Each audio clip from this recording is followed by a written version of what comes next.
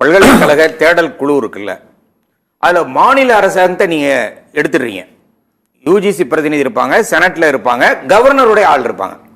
அப்ப தமிழ்நாட்டில் இருக்கிற பல்கலைக்கழகங்கள்லாம் சட்டமன்றத்தால் சட்டம் இயற்றப்பட்டு அதனுடைய இடத்துல இருந்து செலவு எல்லாமே மாநில அரசாங்கம் தான். மாநில அரசாங்கத்துடைய பல்கலைக்கழகத்துக்கு நான் ஏன் மத்திய அரசாங்கம் நியமிக்கிற ஒரு ஆளை துணைவேந்தரா இருக்கணும்? அது இந்தியா முழுவதும் விளம்பரப்படுத்தி, நல்லா கவனிங்க, அதுல இருக்க வார்த்தை, இந்தியா முழுவதும் விளம்பரப்படுத்தி துணைவேந்தர் தேடணுமா? நான் கேட்கிறேன், சென்னை பல்கலைக்கழகத்துக்கு வேந்தர் இல்லைங்க, அண்ணா பல்கலைக்கழகத்துல வேந்தர் இல்லைங்க, மதுரை பல்கலைக்கழகத்துக்கு வேந்தர் இல்லைங்க, இப்படி பல 5 பல்கலைக்கழகங்களுக்கு வேந்தர்களே இல்ல, 6 பல்கலைக்கழகங்களுக்கு வேந்தரே இல்ல. இப்போ அண்ணா பல்கலைக்கழகத்துல ஒரு தப்பு நடந்தது.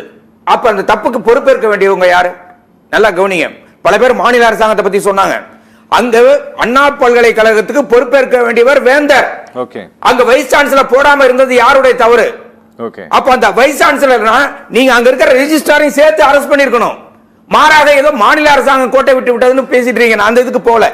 இப்ப நான் கேட்கிறேன், எங்க தமிழ்நாட்டுல எங்க பல்கலைக்கழகத்துக்கு வெளிநாட்டுல இருந்து சூரப்பாவை போட்டீங்க அண்ணா யூனிவர்சிட்டிக்கு, அது மாதிரி உத்தரப்பிரதேச ஒருத்தர் தமிழ்நாட்டுல ஒரு பல்கலைக்கழகத்துக்கு போட வேண்டிய அவசியம் ஏன் வருது?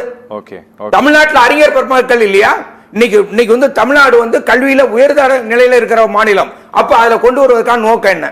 அப்போ அவர் முருகையன் பேசும்போது சொன்னார், மாநில சட்டமும் மத்திய சட்டமான ஆர்டிகல் 254 1 படி மாநில சட்டமும் மத்திய சட்டமும் மோதிக்கொண்டால் மத்திய சட்டம் தான் நிற்கும்.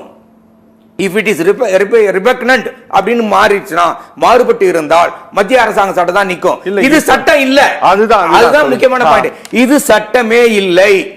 இது ஒரு பரிந்துரை.